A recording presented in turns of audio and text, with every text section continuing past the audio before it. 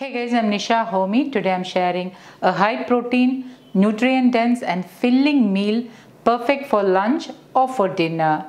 This healthy and filling meal can be enjoyed by those with health issues like thyroid, PCOS, diabetes, or for those who simply want to eat healthy and include whole grains in their diet. The high fiber will help to keep you feel fuller for a longer time, hence ideal for weight loss and weight management.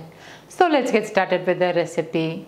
Into a bowl, I am adding in 1/4 cup of sama rice, also known as little millet. Little millet, also known as samai or sama or chama ari in Malayalam, is a good source of antioxidants and it is completely gluten-free. Little millet is low in glycemic index, hence ideal to include in diabetic diet. It is a good source of magnesium, vitamin B3, phosphorus, fiber, potassium, zinc, iron and calcium. It also helps to boost your immunity, and the high fiber helps to keep you feel fuller for a longer time.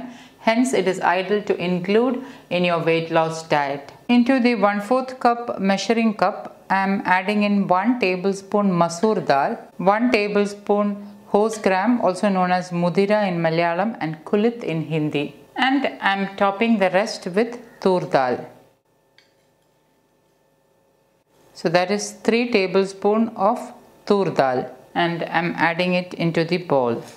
The 3 types of dal will help to make this a high protein meal. Horse gram, also known as mudira in Malayalam, is one of the most protein rich lentil found on the planet. It is high in calcium, iron and zinc. In fact, horse gram has the highest calcium content among pulses and is one of the richest vegetarian sources of protein. It is also known as the super pulse of India. It helps to burn fat, protects you against kidney stones and gallbladder stones. It is also less expensive than other dals. It helps to keep you feel fuller for a longer time and thus helps in weight loss and fat burning.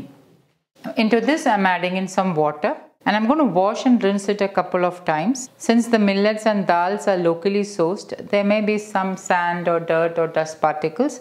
So you need to wash and rinse it thoroughly a couple of times or until the water runs clear.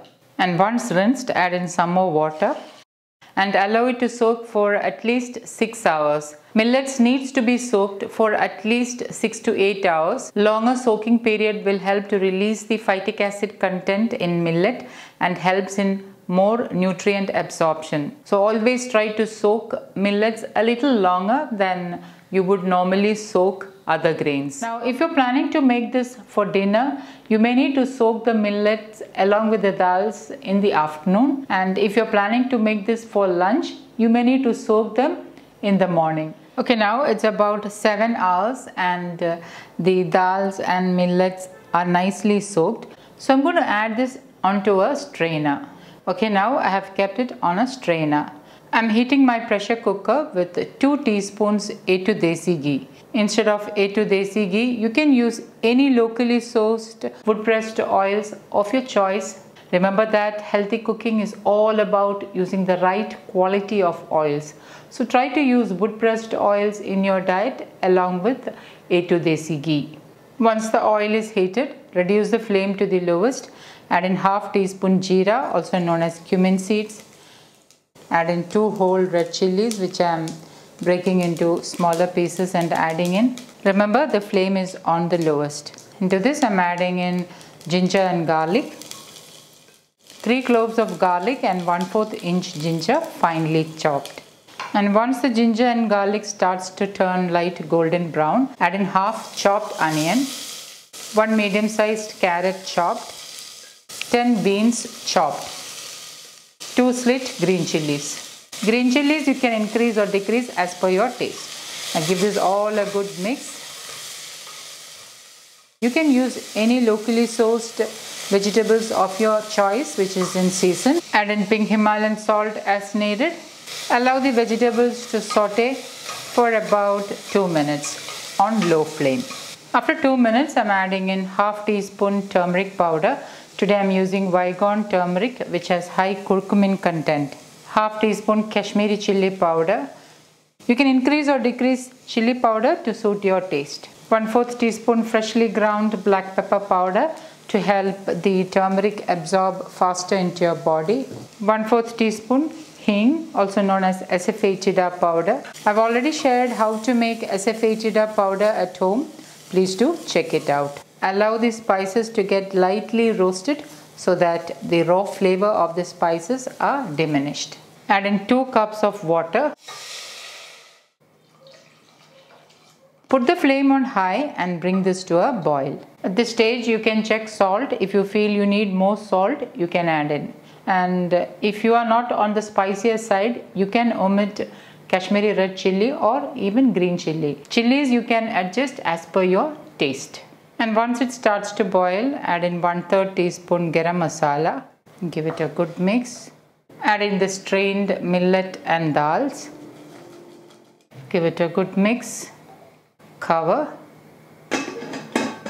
And once steam starts to come through the hob, place the weight on the hob and pressure cook on medium flame for 6 whistles. After 6 whistles, turn off the flame and allow the cooker to depressurize by itself.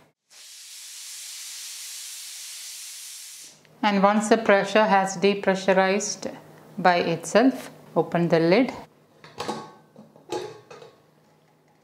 Give it a good stir and you can see that the millets and dal are perfectly cooked. It is of the perfect consistency. If you would like a slightly thinner consistency, you may need to increase water. A couple of tablespoons of extra water will be ideal. I'm squeezing in half of a lemon, sprinkling in chopped coriander leaves. Give it a good mix. And my super healthy, high protein millet khichdi is ready to serve. Serve the millet khichdi to a plate.